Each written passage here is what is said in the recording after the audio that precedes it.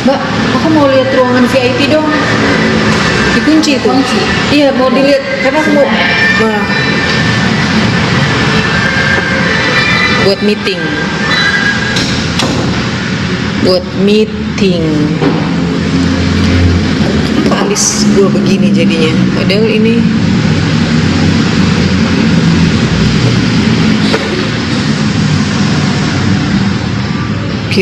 mau kirim video.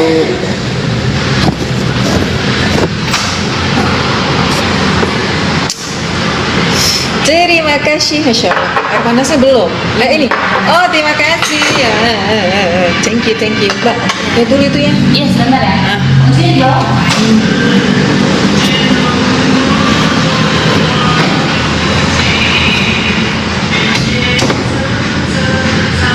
Touch Ink.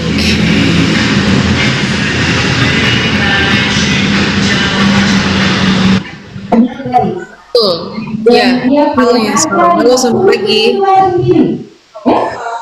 Ya. Assalamualaikum, selamat pagi, Touch Ink. Assalamualaikum, waalaikumsalam warahmatullahi wabarakatuh. Ya, siapa ini? Muslim. Abang Muslim bukan Kristen. Kirain Kristen.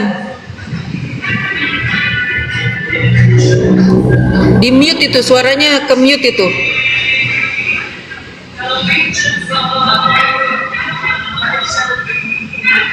Waalaikumsalam, selamat pagi. Ya, iya, akal separoh itu maksudnya perempuan itu lebih mengedepankan emosinya dibanding akalnya gitu.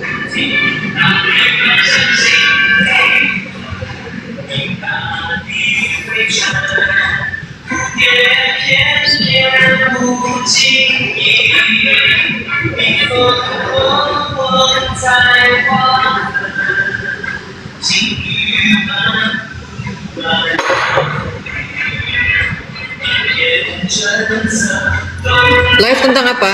Menjawab aja. Aku tidak pernah menyoal. Aku tidak pernah menyoal teman-teman Kristen. Kenapa kitab kalian begini? Kenapa tertulis di kitab kalian seperti ini? Kenapa begitu? Kenapa enggak? Saya menjawab.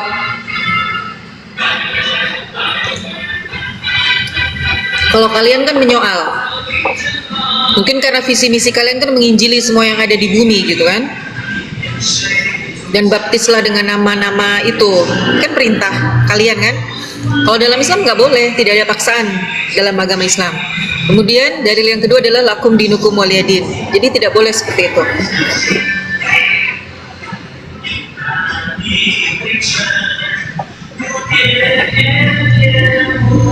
Halo, selamat pagi.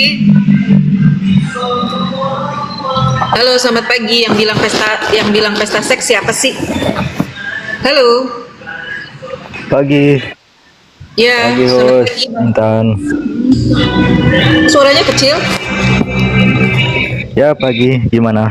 Sudah bagus belum? Ya. Pulang. Gimana Bang? Ada yang mau disampaikan? Diskusi dan masalah apa nih? Kalau boleh ditanya, boleh menanya gitu. Boleh. Silakan mau tanya apa. Kalau bisa saya jawab, nggak bisa buat PR ya. Ya mantap ini. Iya. Kalau gini, tentang keimanan itu kan di hati masing-masing. Iya. Tapi tentang keyakinan kan juga masing-masing gitu. Keyakinan dan keimanan emang apa bedanya Bang? Kalau keimanan itu kan sudah jelas imannya seseorang itu. Kalau keyakinan kan tentang penyembahan. Oh gitu. Ya. Kalau dengan Maksudnya gimana? Kalau dengan Mbak Intan ini gimana? Kita di tentang situ keimanan. ya. Iya. Keimanan ya. Boleh, Jadi gini. boleh. Di dalam Islam itu Bang ada namanya rukun iman. Betul. Nah, gimana kita bisa beriman kalau kita nggak yakin? Bagaimana kita bisa beriman kalau kita nggak yakin? Dan sedangkan rukun iman itu kita beriman kepada Allah, kita beriman kepada malaikat, kita beriman kepada nabi. Apakah saya beriman kepada Nabi Isa, Nabi Musa, Nabi Ibrahim, sedangkan saya tidak pernah hidup sezaman dengan mereka? Sedangkan saya tidak pernah tahu, tidak pernah bertemu, bahkan mimpi pun tidak. Tapi itu saya yakin dan saya harus beriman. Itulah rukun iman, termasuk beriman kepada takdir, baik yang jelek maupun yang buruk. Makanya kita sebagai orang Islam, kalau misalkan ada sesuatu yang nggak enak, mengucapkan kalimatnya innalillahi wa inna ilaihi rajiun. Kita dari Allah dan akan kembali kepada Allah. Kemudian qadarallahu ala ma syafa'ala. Qadarullah, Allah berhak melakukan apa aja. Nah, seperti itu Bang kira-kira. Iya, tapi kalau keimanan itu tidak dibarengi dengan keyakinan, jadi gimana dengan keimanan itu? Nah, itu Apakah dia. bisa disatukan gitu? Menurut Abang gimana? Iman, kalau nggak yakin iman itu Bang, diucapkan, diyakini, dan diaplikasikan, dilakukan. Jadi kalau ada beberapa hadis, termasuk salah satu diantaranya gini, kalau kamu termasuk orang yang beriman, berkatalah yang baik atau diam. Artinya tidak boleh mengucapkan kata-kata yang jelek. Terus ada lagi di dalam Quran, tidak dikatakan beriman sampai kamu mencintai saudaramu seperti kamu mencintai dirimu. Nah itu, ada tuntutan di situ, Betul. ada obligation, ada kewajiban.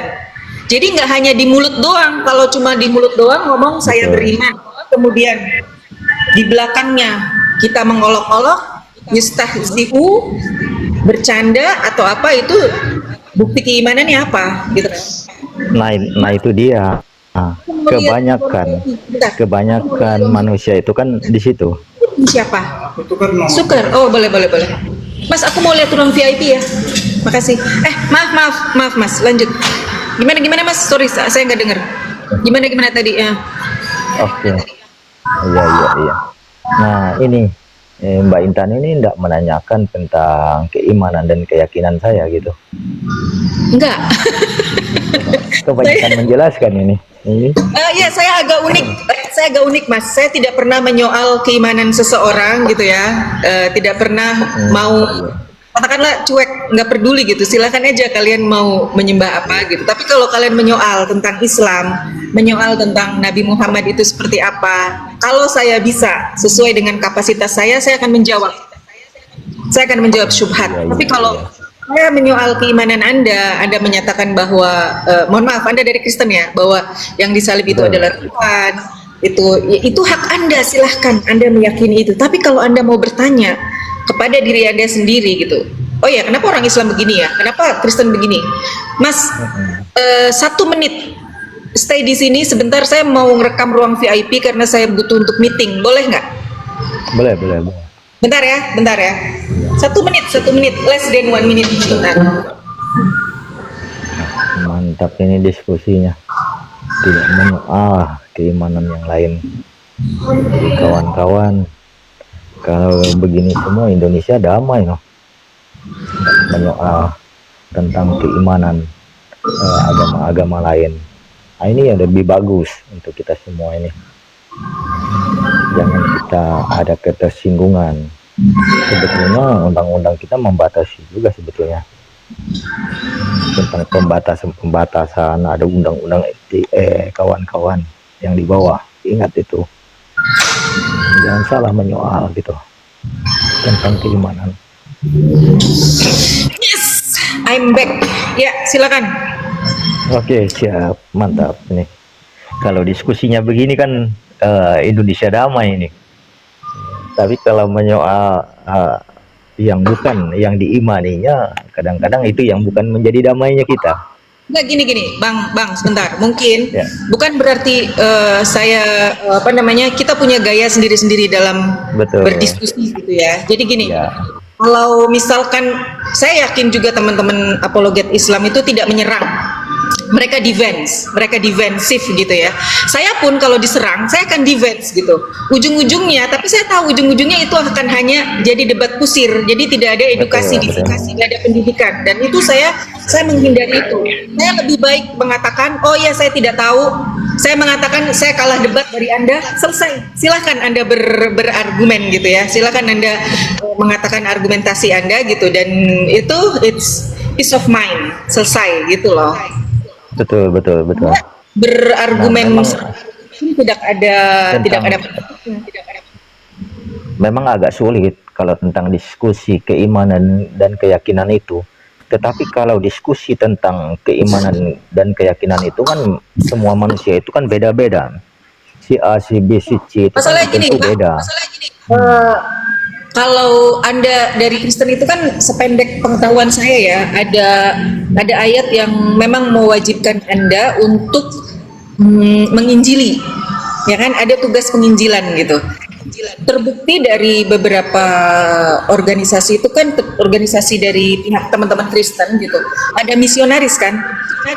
Benar nggak yang saya Betul, katakan? betul. Ya. Kalau Islam itu kan tidak ada seperti itu.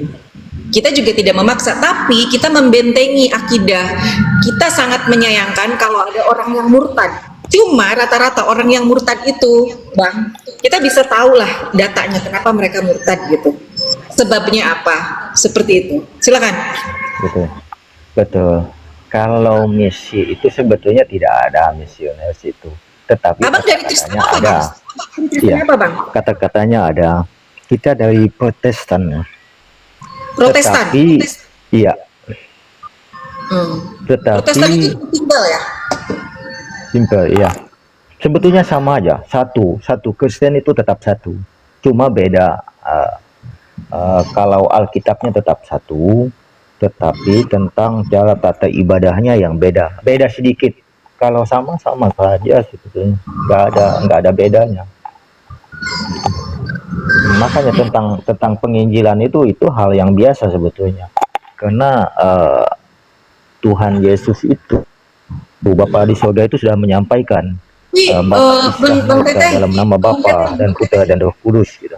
Bang Teteh, Ya. Gimana? saya diskusi sama teman saya yang Unitarian, Hmm. yang apa namanya, termasuk Edis juga. Dia betul. tidak mengimani penyaliban kan? Saya nggak ngikutin sih, cuma saya sekilas aja gitu. Jadi mohon maaf kalau saya salah ya.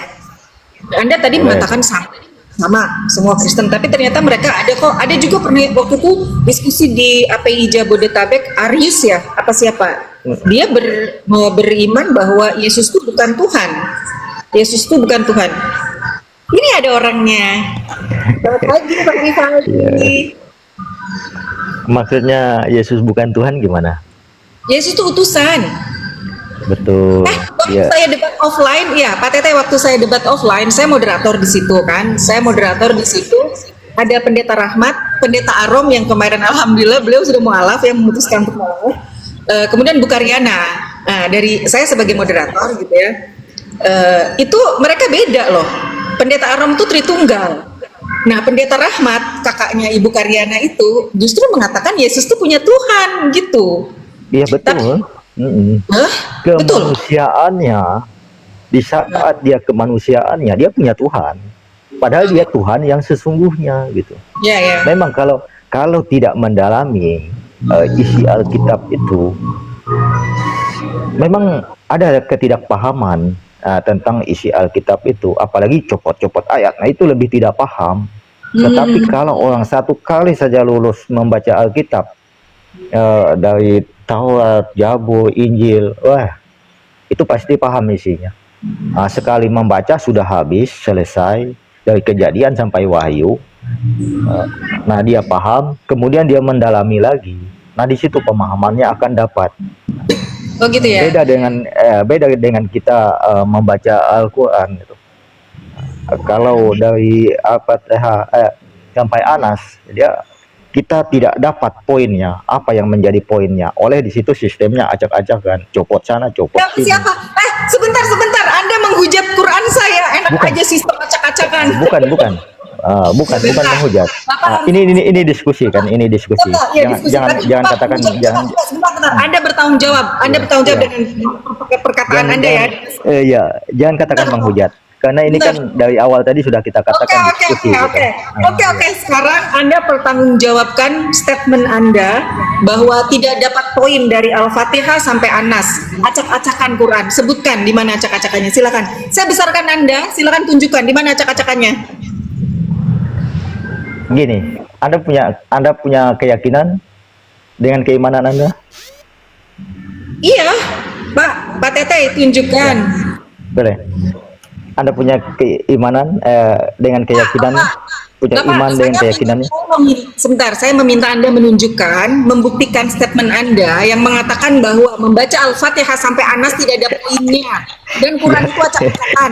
Bukan untuk Anda bertanya kepada saya. Nah kan, ini kan melebar sudah. Tadi kan tentang keyakinan dan keimanan kan. Kita jangan ke sana dulu. Harus selesaikan dulu tentang keyakinan dan keimanan dulu. Jangan kita memecah-mecah dulu. Gitu. Tidak bisa membuktikan loh statement Anda. Anda bukan orang yang bertanggung jawab. Ke sana. Nah nanti kan tadi kan sudah disampaikan pada saat awal mula diskusi. Anda itu kita sepakat tentang Anda bukan orang yang dan keyakinan. Kalau membuka ke sana, mungkin nanti malam kita buka lagi. Anda bertanggung jawab dong. Anda bertanggung jawab. Bisa nggak Anda mempertanggungjawabkan ucapan Anda? Bisa nggak Anda mempertanggungjawabkan ucapan Dari Anda? awal tadi kan kita sudah sepakat tentang keimanan dan keyakinan kan? Iya, tapi Anda bilang Quran itu acak-acakan, tidak ada poin membaca dari surat Al-Fatihah sampai surat An-Nas. Buktikan di mana? Nanti dulu ke sana. Makanya poinnya satu dulu tentang keimanan dan keyakinan dulu. Jangan sampai kita melebar dulu ke sana sini. Anda yang membawa melebar gimana sih? Anda nih lupa ingatan atau bagaimana sih? Anda loh nggak bertanggung jawab, ya Allah. Awal tadi kan kita Anda malu nggak? kan? Sebentar, Pak Tete. Pak Tete, Anda malu loh harusnya. ini Anda emosi. Gimana nih Anda emosi kalau Anda emosi? Oh, Anda emosi. Bapak itu ngomong tadi. Jadi dalam berdiskusi itu, Pak, saya minta kan tadi Bapak bilang kita diskusi di awal tentang keimanan. Kemudian Anda bilang dalam Quran itu makanya di dalam diskusi itu sebentar. boleh dikatakan tapi jangan kita copot-copot gitu. Nah, Anda bilang tentang keyakinan dan keimanan disitulah diskusinya kita. Jangan memangkas langsung ke sana. Loh, Anda tadi yang mengatakan loh, teman-teman lihat nggak? Nanti ada rekaman. Betul saya mengatakan. Oke, buktikan. Tapi kita sepakat dengan diskusi keyakinan dan keimanan. Nanti sampai juga ke sana. Nanti. Iya, jangan dipangkas dulu. Anda kan udah shortcut di situ. Quran acak-acakan. Poinnya tidak ada poin. Jadi kalau misalkan Anda mengatakan, saya jawab. Jadi begini, menurut opini saya memang begitu. Oleh saya sudah pernah membacanya. Jangan lalu Anda katakan itu Anda membaca apa? Menghina. Anda membaca? Enggak. Baik, itu karena ketidaktahuan Anda mengatakan. Nah, disitulah poinnya. Jangan Anda mengatakan lalu melebar ke sana dulu. Anda membaca Alkitab kan boleh. Masa saya tidak boleh membaca Al-Quran Anda gitu? Enggak, sebentar. Sekarang saya bicara. Tadi Anda bilang kalau misalkan kita baca Quran kan tidak ada poinnya dari Al-Fatihah sampai An-Nas dan acak-acakan sistemnya. Oke. Itu pendapat saya. Ya, itu saya menghargai statement Anda karena ketidaktahuan Anda kan. Betul. Sekarang Anda tunjukkan. Boleh dikatakan begitu. Nanti dulu ke sana, selesaikan dulu tentang keimanan, keyakinan ini dulu. Sepertinya Anda memang tidak bisa berdiskusi dengan saya. Bukan tidak bisa. Masa poin awal aja Anda diselesaikan. Gimana? Selesaikan. Kan kita udah sepakat tadi tentang keimanan Anda. Saya tidak menyoal keimanan Anda. Terus tiba-tiba Anda mengatakan Quran acak-acakan. Anda tidak bisa membuktikan. Artinya Anda apa di sini? Lebih baik Anda turun atau saya turunkan? Silakan. Takut nih ya. Apa kamu bilang? Oke lah, nanti malam dilanjutkan kalau gitu. Enggak ada. Kalau mengganggu. Ini siapa kamu mau ngomong-ngomong melanjutkan dengan saya nanti malam? Kamu pikir saya apa? Kamu bilang saya takut. Yang takut tuh Anda karena Anda tidak bisa membuktikan statement Anda yang mengatakan bahwa Quran itu acak-acakan, tidak ada poin dibaca dari surat Al-Fatihah sampai An-Nas. Tadi teman-teman tadi menyaksikan di situ. Siapa kamu ngatur-ngatur saya lanjut nanti malam? Emang kamu siapa?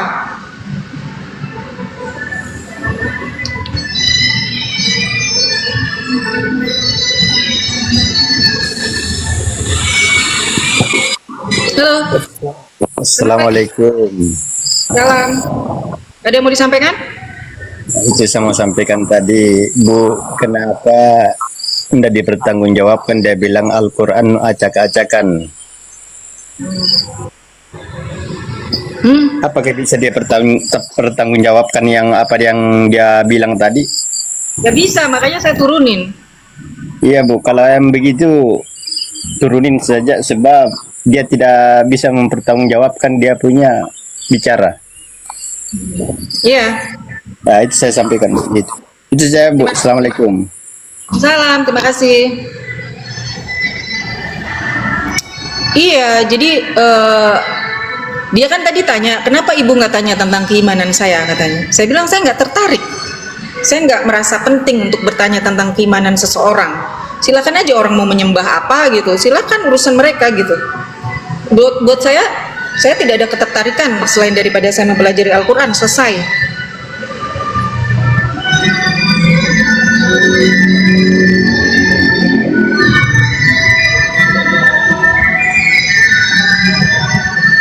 Berisik nggak sih di sini? Puji ya nih, Puji udah aku naikin. Silakan mau ngomong apa? Ya, saya mengutip satu Alkitab ya, 1 Tawarik 16 ayat 26. Itu kan kitabnya para Selamat nabi. pagi, selamat pagi. Selamat pagi, Bunda Sarah yang cantik. Selamat pagi. Atau muslim. Saya Anda nih nggak diajarin, Nora naik Nora. Anda nggak diajarin tentang adab apa bagaimana? Selamat pagi, Puji. Selamat pagi, Bunda Sarah yang cantik. Oke. Nggak usah. Saya nggak perlu, Oke. saya tidak perlu pujian cantik-cantik itu. Saya nggak suka. Ya, Ya udah, jadi selamat paginya udah saya sapa ya.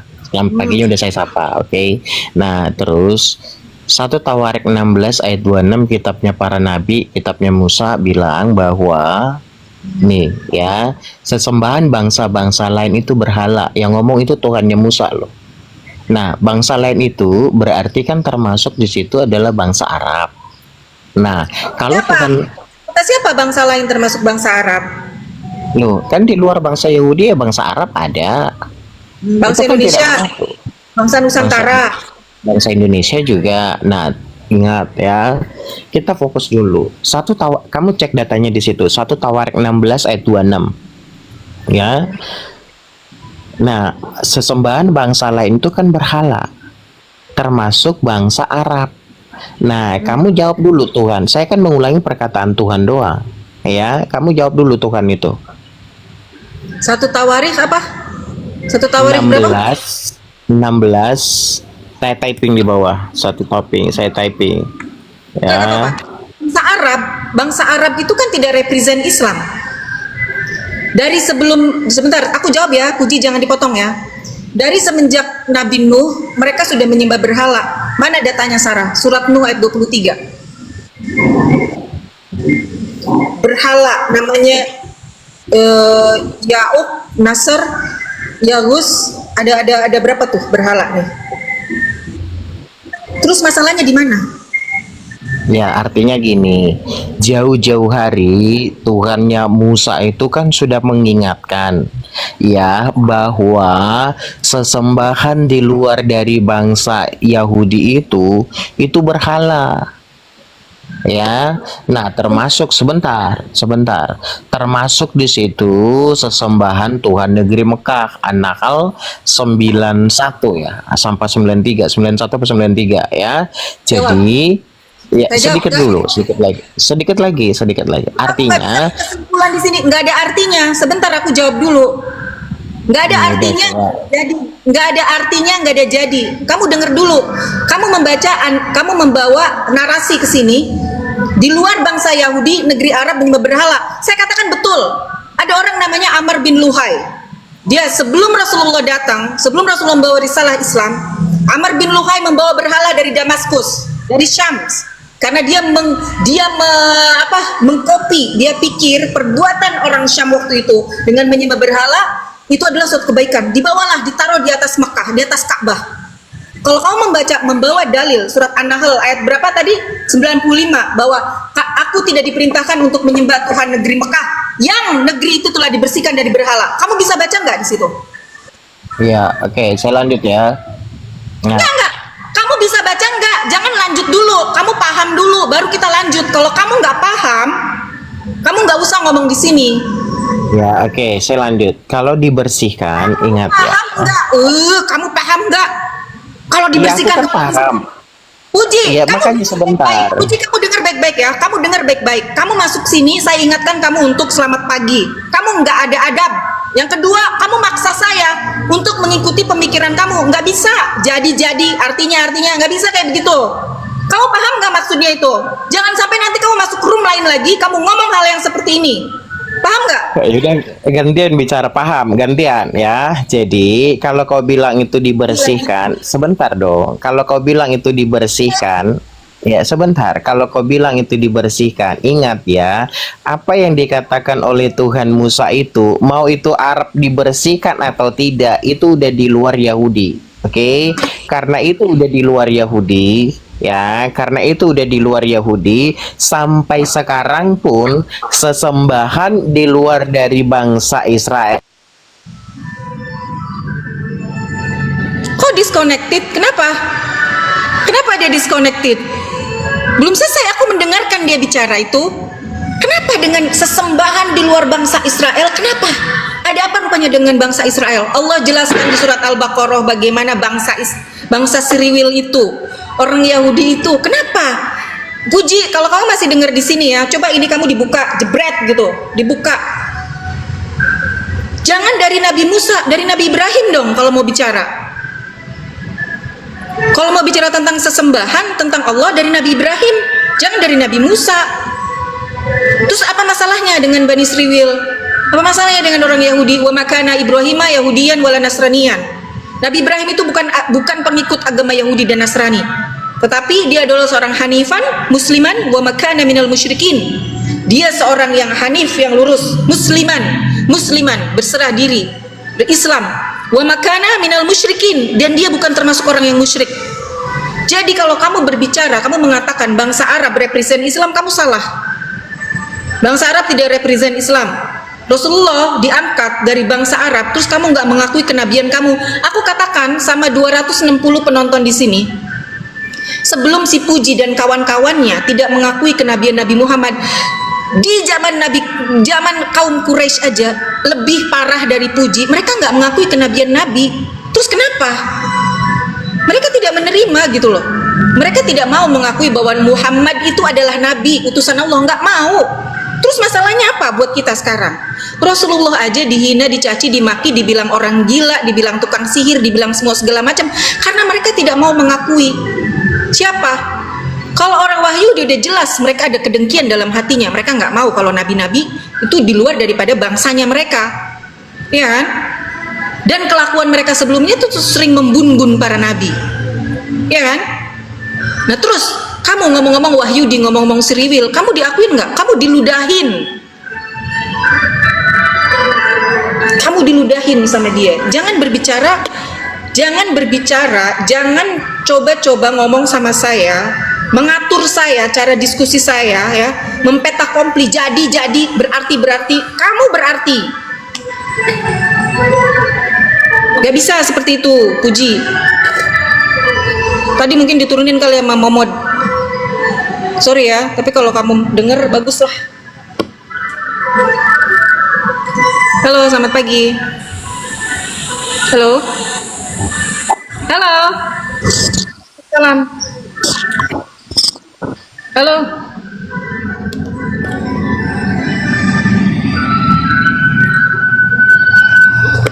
Kok pada bilang sabar-sabar sih? Gue emang kalau diskusi kayak begini. Gimana sih? Halo. Biar kedengeran. Halo. Ya, halo. Ya, selamat pagi. Selamat pagi. Ini diskusi apa? Kamu masuk sini, nyasar sini, kenapa? Bismillah. Maaf ya, sambil makan. Ya biasa lagi scroll aja gitu, ngelihat live yang ada di beranda saya ini. Oh gitu. Nah, ini adalah diskusi lintas agama, debate interfaith. Saya tidak menyoal keimanan teman-teman Kristen. Kapasitas saya di sini adalah menjawab menjawab subhat-subhat mereka, menjawab fitnahan-fitnahan mereka terhadap Nabi saya Muhammad Sallallahu Alaihi Wasallam. Silakan, Anda mau tanya apa? Ya, enggak ya, saya mampir-mampir aja gitu. Kita masih satu garis kok kalau kayak gitu.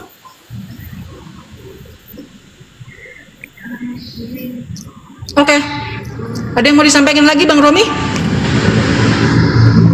Ya, ya Nggak ada? lihat aja mampir-mampir gitu ya. Silaturahmi. Oke. Ya, makasih. Di bawah ya, gantian. Assalamualaikum.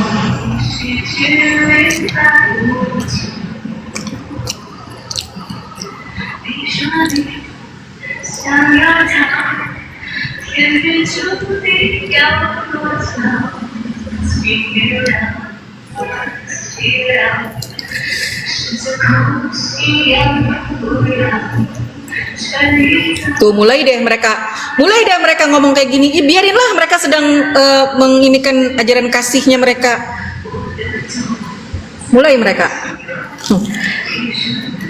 Halo. Silakanlah.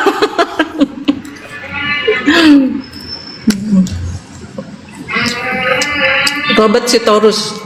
Berat takut ya dengan gue berapi-api kayak begini ya?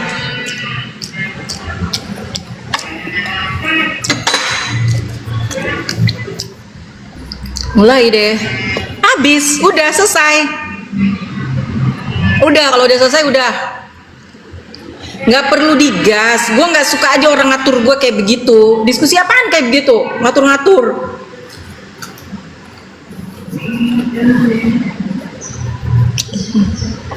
Ini namanya kaya toast. Kaya toast itu dalamnya ada butternya. Terus manis kayak gua, manis. Udah nggak ada yang minta lagi, selesai, nggak ada yang minta naik lagi.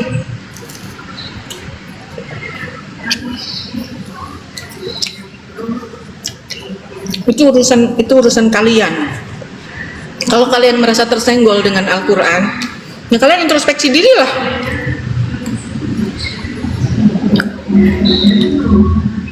Kalau saya menceritakan tentang Isa bin Maryam, ya itu hak saya, karena yang saya ceritakan, yang saya ceritakan di sini, yang saya ungkapkan di sini adalah tentang Nabi Isa alaihissalam. Tapi ketika ada orang yang menyoal tentang Nabi Muhammad sallallahu alaihi wasallam, ya kita wajib menjawab bahwa fitnahan itu nggak benar. Hadisnya benar, ayatnya benar, tapi pemahaman kalian yang salah. Ini keterbatasan kalian. Nah, Ustadz Miftah, assalamualaikum Ustadz.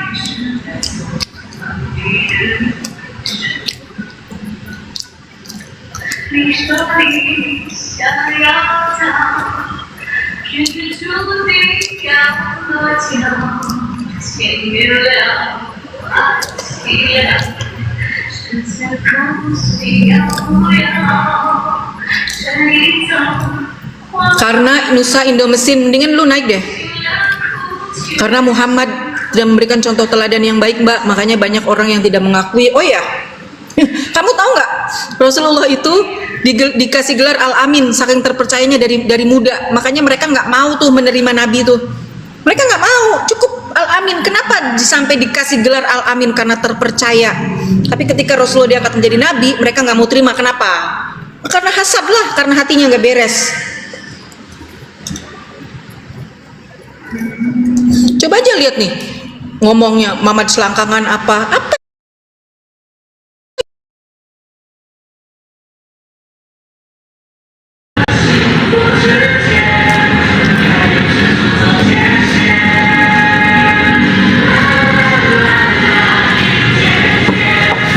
Kena report, akun aku kena report.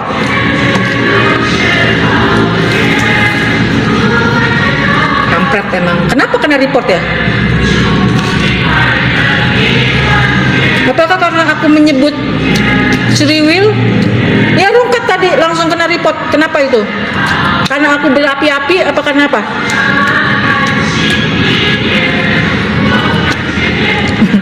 Kemarin gue lemes banget karena sakit. Ini baru mendingan aja, udah langsung wow.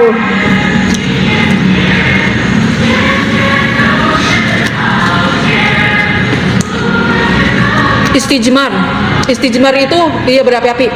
Istijmar itu ketika tidak ditemukan air. Sekarang dia Ernita.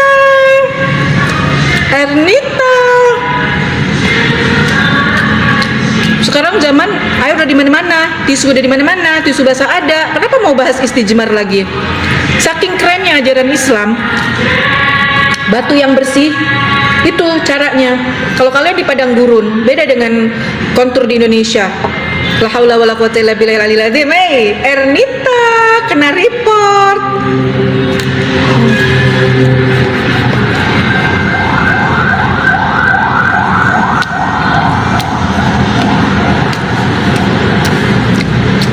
Di hatimu, kamu mau kesini, mau tahu cara lapnya bun, kamu praktekin aja sendiri. Terus kunci rumah kalau kamu mau belajar tuh niatkan belajar ilmu itu supaya kamu dapat keberkahan, bukan hanya untuk kamu tahu terus buat apa.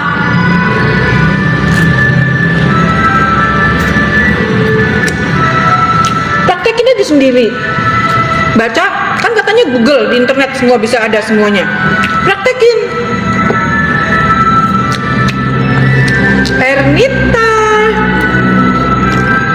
nggak sopan gua ambil makan, lapar.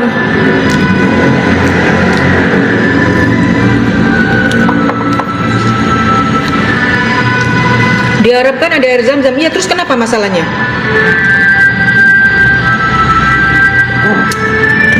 Hukum-hukum itu bukan hanya di waktu kita dapat kemudahan. Pada saat kita di suatu daerah tidak menemukan air apa, ada solusi, itu maksudnya hukum. Kamu nggak bisa ya berpikir sampai ke situ ya? Kasian banget sih. Nggak bisa berpikir kayak gitu. Kondisi manusia itu tidak selamanya mudah, enak, tidak selamanya hidup di hotel bintang 5, tidak selamanya naik pesawat. Ada kondisi-kondisi di mana, aduh terus gimana dong kita, gimana dong? Ada kondisi orang nggak sehat terus, yang kalau kena air menggigil, kedinginan, kayak gue kemarin sakit. Tapi gue bilang gini, bismillahirrahmanirrahim, coba wudhu. Kalau misalkan gue sampai sakit, berarti gue harus tayamum. Itulah kerennya hukum Islam. Kalau kamu sakit, bahkan kamu tidak diwajibkan untuk berpuasa, tapi nanti diqadha. Beda dengan sholat.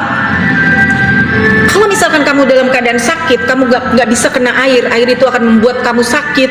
Nah, ada gimana dong kita sholatnya menghadap Allah? Tayamum dengan debu yang bersih nih di tembok, gini tempel tuh, begini, gini, udah selesai. Nggak ada tuh kumur-kumur pakai debu. Dipikir gimana sih lu? Heran gue sama orang-orang yang bertanya, tapi nggak apa-apa lah ya, namanya juga orang nggak tahu.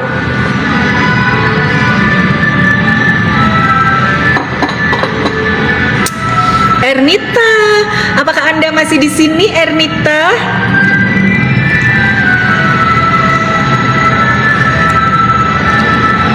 Ernita.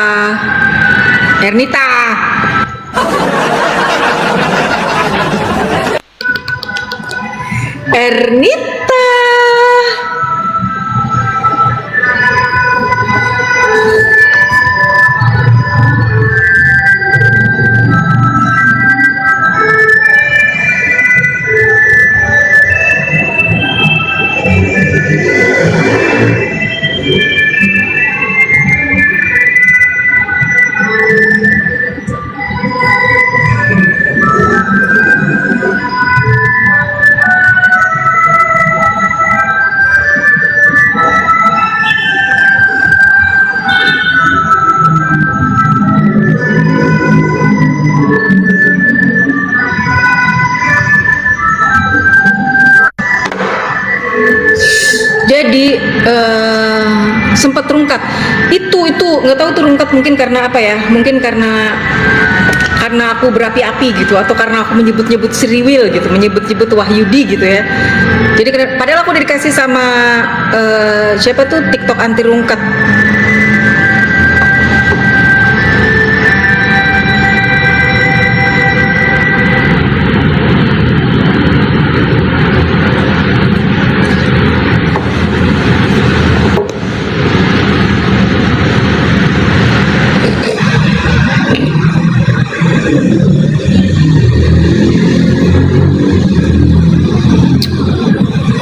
Tadi itu siapa sih namanya, Tei itu ya, dia bilang Al-Quran acak-acakan, terus nggak ada poinnya, baca Al-Fatihah dari Anas. Lah, nggak ada poinnya. Kata siapa nggak ada poinnya? Lu kali yang nggak ada poinnya, karena kamu baca lagi. Mungkin ketika baca Qurannya tidak berlindung kepada Allah dari godaan syaitan yang terkutuk. Beda banget tahu, ini pakai filter, ini nggak pakai filter, ini nggak pakai filter, ini nggak pakai filter. Jadi aduh, ini siapa sih yang ngasih gue yang ngasih gue ini siapa, yang ngasih gue ini siapa? Kalau bisa intonasinya diperbaiki deh ya. Aduh, Bang DN, kamu dengar ya, kamu kalau lagi dalam kondisi kayak gini, intonasi, kalau kamu suka sama putri Jawa, putri Solo, putri Jogja, putri Bandung yang ngomongnya lemah lembut, nggak usah kamu, ini namanya karakter, tidak bisa, ini namanya ketegasan. Bedakan dengan galak. Ketegasan sama galak tuh beda, intonasi juga kebiasaan. Bang RK, ini RK 2, Bang RK yang terkenal itu. Halo Bang RK, selamat pagi. Putri Sulawesi, aku nggak tahu siapa Putri Sulawesi.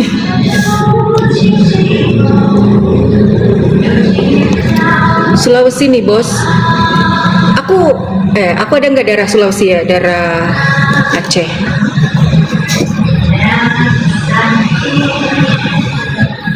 Ini Bang RK 2. Halo, selamat pagi. Selamat pagi. Oh ya Allah, Bang RK ada tamu kehormatan. Sebentar. Gimana caranya bisa 2 gitu ya? Mana? Bentar. Gimana nih Bang RK bisa 2 caranya? Aku gedein dulu sebagai salah satu penghormatan saya kepada Anda yang selalu menyoal Islam.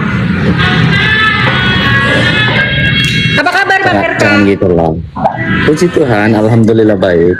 Alhamdulillah. Tak dulu, aku pengen tanya, emang Bang RK dulu belajar Islam?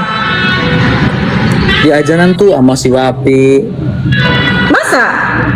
Ripa, 5 orang ustadz. Enggak, maksudnya gini, aku yang gede ya, Bang RK aku yang gede ya. Boleh. Jadi udahlah, begini aja nggak apa-apa. Enggak, sebentar, Bang RK mau belajar apa memang diajarin gitu? Diajarin.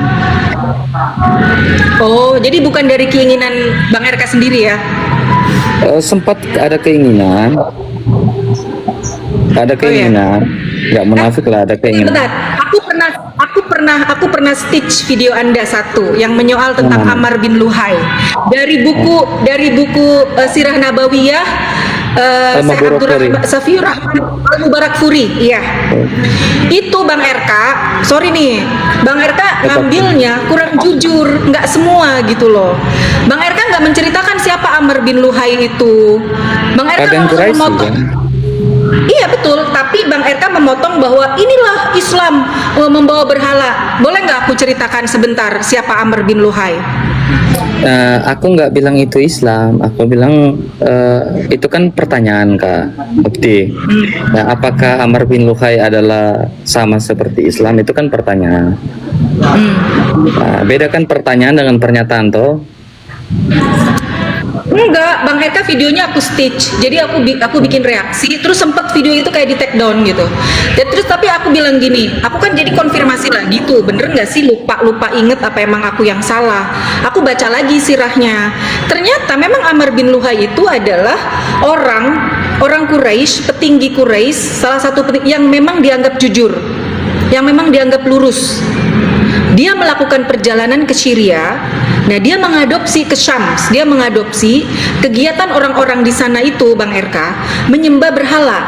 Diambillah patung yang paling besar, dibawa pulang ke Mekah, ditaruh di atas Ka'bah. Nah, itu awal mulanya penyembahan itu, pagan itu di situ awal mulanya, sebelum Rasulullah datang. Dan ada 360 berhala. Gitu, Bang RK. Betul Kakak, betul, itu betul. Nah, dan berhala itu kan baru dihancurkan tahun 629 toh? Ya, setelah Rasulullah membawakan ajaran Islam gitu loh. Setelah kan dakwah itu pertama juga pelan-pelan. Pertama itu Bang RK pelan-pelan dari rumahnya Arkom, dari rumah ke rumah, belum berani sampai turun ayat kum fa'anzir, bangunlah. Surat Ya Ayyuhal Mudaththir, wahai orang yang berselimut. Kum fa'anzir wa rabbaka fakabbir, dan nama Tuhanmu besarkanlah.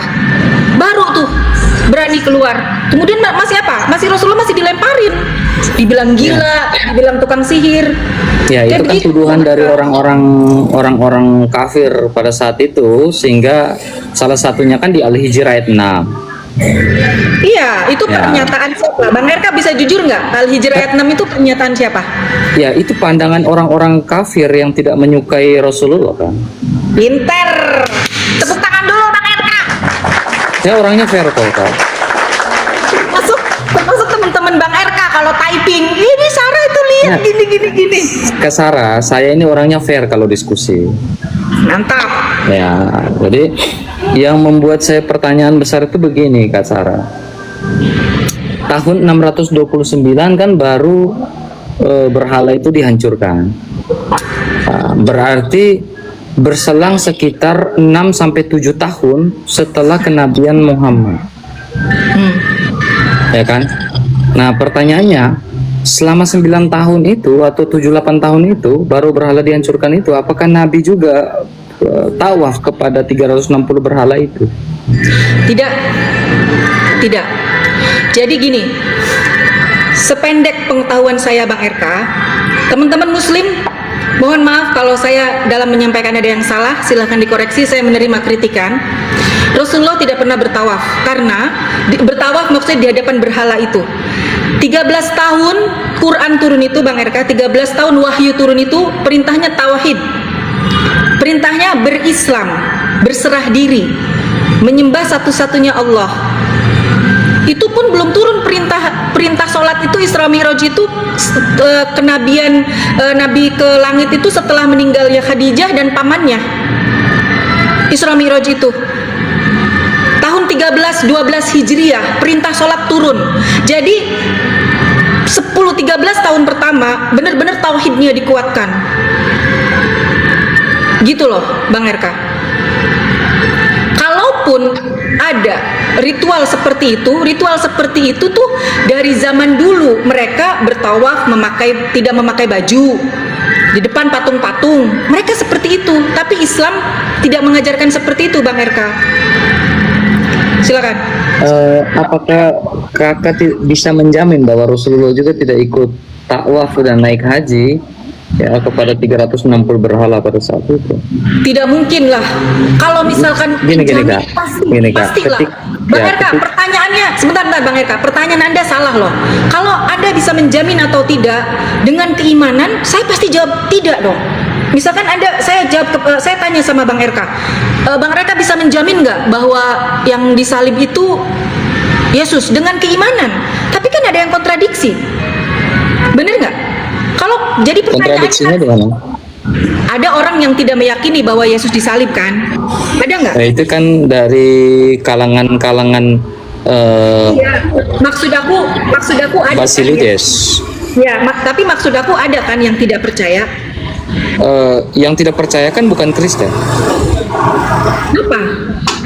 ya kan? Yang tidak percaya kan bukan Kristen, Yesus tidak disalib. Yang tidak percaya Yesus disalib ini kan kaum Basilides, kaum Doketisme. Nah, itu pada masa, secara sejarah itu pada masa pemerintahan Hadrianus. Ya, pada masa pemerintahan Hadrianus itu ada ajaran yang namanya ajaran Basilides. Mereka tidak mempercayai Yesus disalibkan karena mereka percaya Yesus sungguh-sungguh Allah tetapi bukan sungguh-sungguh manusia. Oh gitu. Yes. Kalau Edis percaya nggak Yesus disalib, Bang Erka? Meskipun Alkitab tidak ada, sejarah akan tetap mencatat bahwa Yesus disalib. Tapi kan sejarah kan karya manusia, Bang Erka. Bang Erka percaya sejarah atau Alkitab? Baik, jadi gini Kak. Dalam sebuah buku, ya kita bahas secara literatur ya. Nah, secara literatur dalam sebuah buku, sabda Allah dinyatakan dalam bahasa manusia dan sejarah hidup manusia. Ya, jadi saya melakukan sinkronisasi dengan pernyataan Insinyur Soekarno yang mengatakan adalah bangsa yang besar adalah bangsa yang tidak melupakan sejarah. Nah, itu udah kejauhan, Bang Erka. Nah, kita ini kan bicara Nggak bisa. Nggak, sebentar gini. Kita ada cara Wait, ada wait, wait, cara wait, pandang wait, yang berbeda. Ada cara yang pandang berbeda. Tapi Gini, nggak apa-apa. gini. Lanjut Gini, dulu, Kak. lanjut dulu. Saya Jadi simak, gini kan, simak dulu, jadi lanjut gini dulu, kan, lanjut dulu. ya jadi gini. Jadi sejarawan yang mencatat tentang penyalipan Yesus Kristus ini bukan cuma satu, Flavius Josephus, orang Yahudi, ya, kemudian Tacitus, Marabar Serapion, semuanya mencatat tentang kematian Yesus Kristus yang disalibkan. Tetapi ada satu hal yang paling penting, ya, antara batin seorang ibu dan seorang anak. Ya, batin seorang ibu yang bernama Bunda Maria, ya, dia mengenali putranya. Lalu sang putra menyatakan di atas kayu salib, dan di bawah kaki salib itu ada sang bunda. Dia bilang apa? Yesus mengatakan apa? Lihat, inilah ibumu, inilah anak. Ya, waktu perjalanan salib di Via Dolorosa, ya, tatapan mata sang bunda secara batin kepada sang anak dan sang putra kepada sang bunda itu tatapan yang betul-betul penuh dengan kasih sayang. Jadi tidak mungkin seorang ibu tidak mengenali anak. Ya, di situ saja kita belajar bahwa apa? Ya, bahwa kebenaran bahwa fakta Yesus disalibkan itu bukanlah sebuah mitos. Oke, satu pertanyaan Bang RK. Satu pertanyaan yang menurut saya sangat krusial. Apakah menurut Bang RK Isa, Yesus versi Islam dan Yesus versi Bang RK adalah orang yang sama, atau memang orang yang berbeda?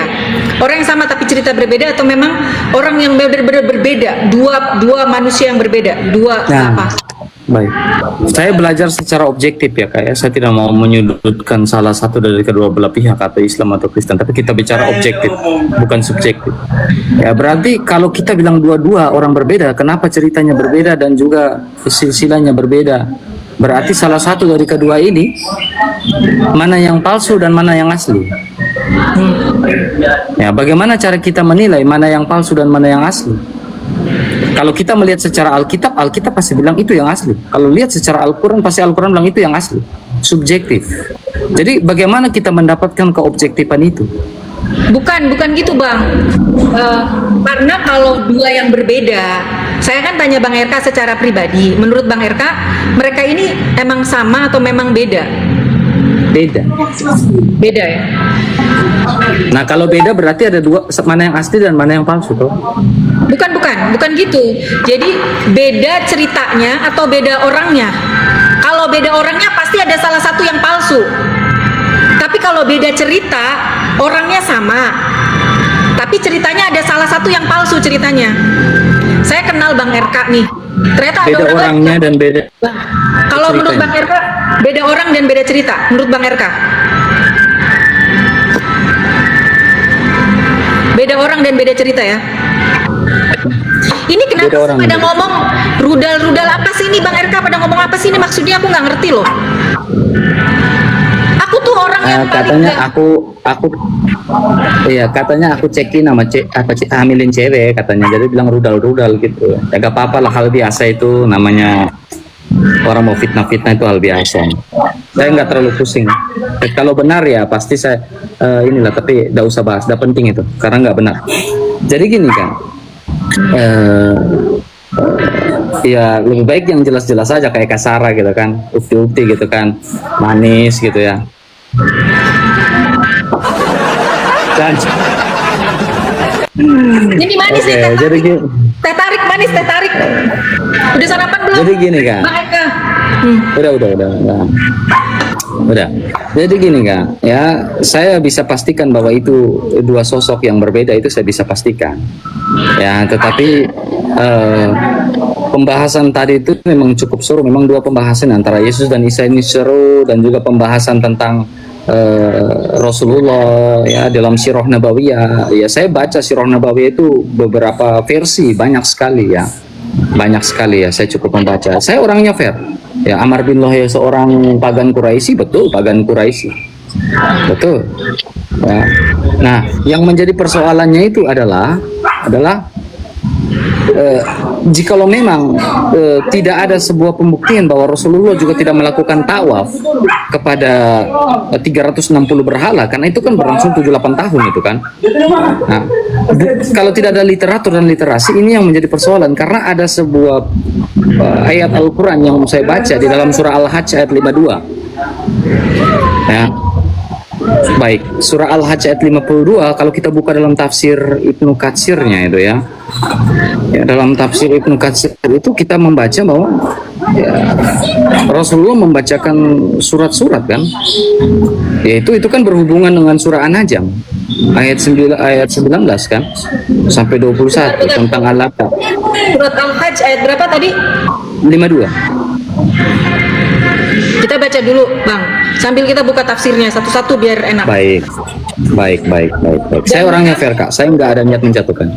Nggak apa-apa. Jatuhin juga nggak apa-apa. Nggak akan jatuh, insya Allah. Kakak punya hak menjawab. Kakak punya hak menjawab. Bentar, Bang Erka. Dan kami tidak mengutus sebelum kamu seorang rasul pun dan tidak pula seorang nabi, melainkan apabila ia mempunyai suatu keinginan, syaitan pun memasukkan godaan-godaan terhadap keinginan itu. Allah menghilangkan apa yang dimasukkan oleh syaitan itu, dan Allah menguatkan ayat-ayatnya, dan Allah maha mengetahui lagi maha bijaksana. Terus kenapa? Kita lihat tafsirnya ya, tafsir Ibnu Katsir.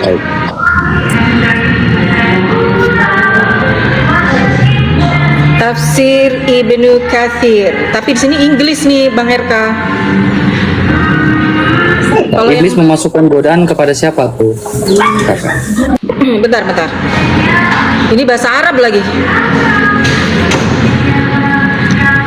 Qad dzakara katsirun minal mufassirin ha huna qissah al-Gharanik wa ma kana min raji'a katsiran minal muhajir ila ard al-Habsyah. Waduh, ini bahasa Arab Bang Erka. Kita yang bahasa Indonesia aja ya. Bentar.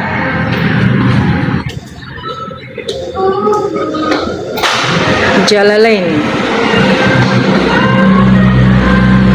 Dan kami tidak Imam mengutus- Ibnu Katsir lebih lengkap ya.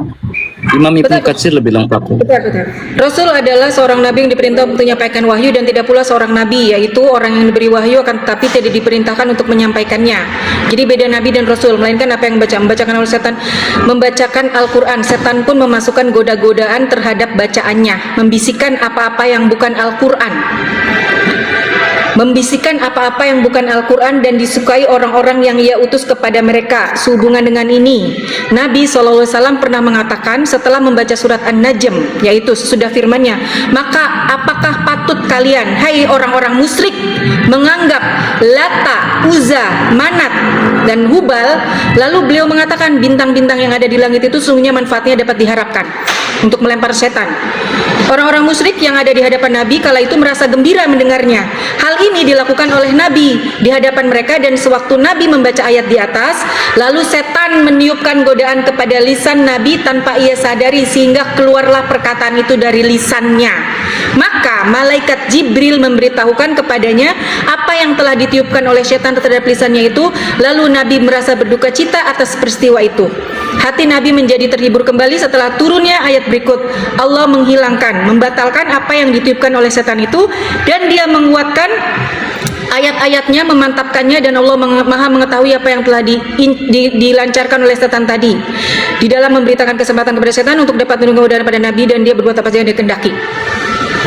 Lalu Ya, jadi itu kan di dalam surah Al-Hajj itu kan berhubungan dengan surah An-Najm toh? ya, 1920. Ya, nah itu kan saya nggak mau menjatuhkan kakak, tapi saya ingin bertanya. Jarak antara surah An-Najm dengan surah Al-Hajj itu kan jauh. Oh ya? Surat Makkiyah apa surat Madaniyah ini? Surat Makkiyah apa Madaniyah? Coba kakak perhatikan, surah An-Najm itu ditulis saat di Madinah kan? Madaniyah, hijrah. Nah, terus kenapa? Kenapa RK? Sementara surah Al-Hajj itu kan di Mekah kan? Nah, terus? Ya, nah jarak itu kan setelah sekitar 8 tahun kenabian Rasulullah. Terus maksudnya? Ya kan? Jadi selama itu jarak Nabi, yang begitu panjang loh itu. Nah, jadi menurut RK, Nabi selama itu lisannya tergelincir gitu. Enggak, saya bertanya, apakah selama 8 tahun itu apakah lisannya tidak tergelincir? Nah, itu dia. Jadi kesimpulan RK berpikir bahwa selama 8 tahun wahyu itu turun terus tergelincir gitu lisannya Nabi. Jadi gini RK, Quran itu kan turun. Apakah? Enggak ya? Iya. Gini. Aku ngerti maksud kamu. Jadi kemungkinan besar kan, pemikiran RK nih, kemungkinan besar masa selama 8 tahun lisannya Nabi nggak pernah tergelincir, artinya lurus aja gitu kan. Bagaimana kalau kita jawab dengan ayat ini?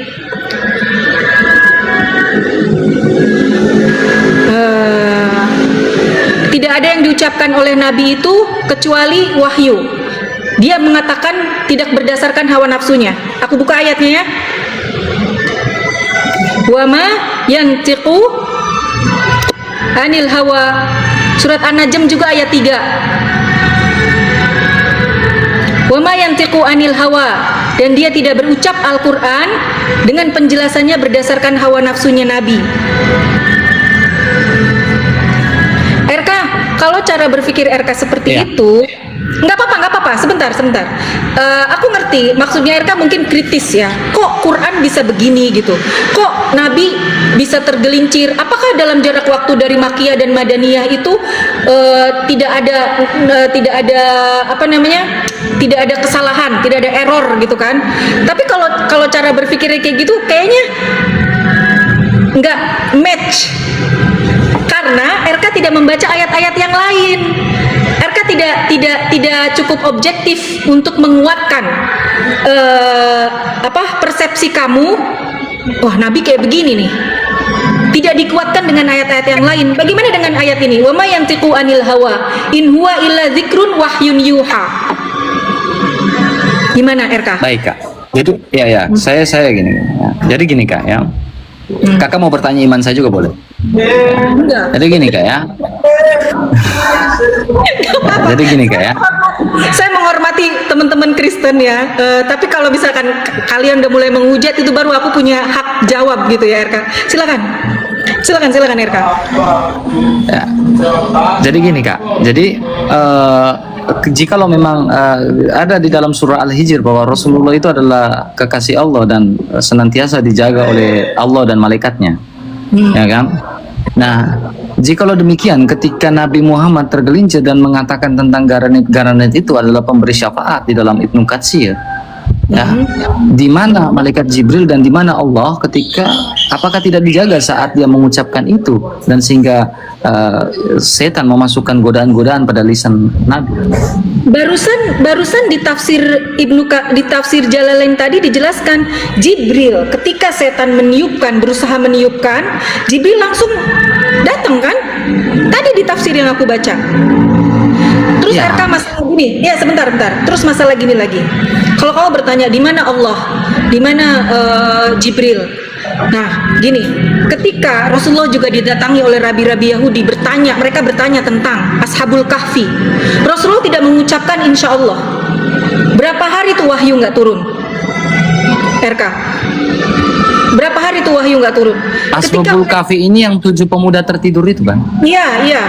Itu mereka orang Yahudi datang. Rasulullah dengan pedenya bilang, besok aku ceritakan. Ternyata wahyu tidak turun. Sampai berapa lama itu? Jadi kan jadi bahan olok-olokan untuk rabi-rabi Yahudi. Lihat tuh Muhammad nggak didatengin Tuhannya. Muhammad ditinggalkan oleh malaikatnya. Kenapa paus? Jadi kalau misalkan RK berpikirnya seperti itu gitu ya, sekarang sangat nggak apa-apa, tapi nggak apa-apa, itu subjektif, tapi it's okay, bisa jadi bagian dari mungkin ya RK menganggap itu bagian dari kritis gitu.